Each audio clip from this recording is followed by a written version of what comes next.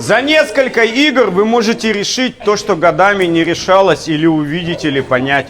И часть из этого может прямо разрешиться в игре. То есть это невидимая психотерапия. То есть даже вот я то, что рассказываю вам, не надо на самом деле говорить. Но я говорю как вам, как науку. Но можно это все не говорить, это все будет работать.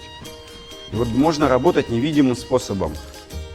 Ты видишь человека, видишь что-то там не так.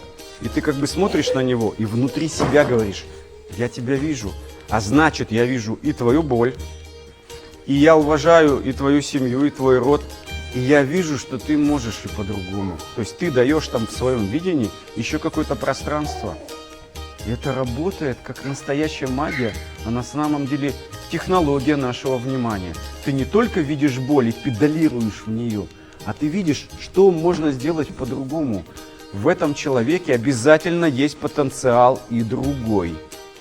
Вот вам, как мастерам, которые ведут игры, а некоторые ведут из вас, вот это надо делать. Потому что мы иногда видим боль, и мы там туда педалируем: а, вот он плохой или он виноват.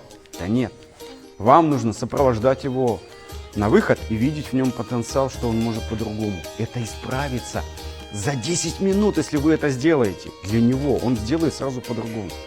И это потом войдет как состояние, как навык для дальнейшей жизни.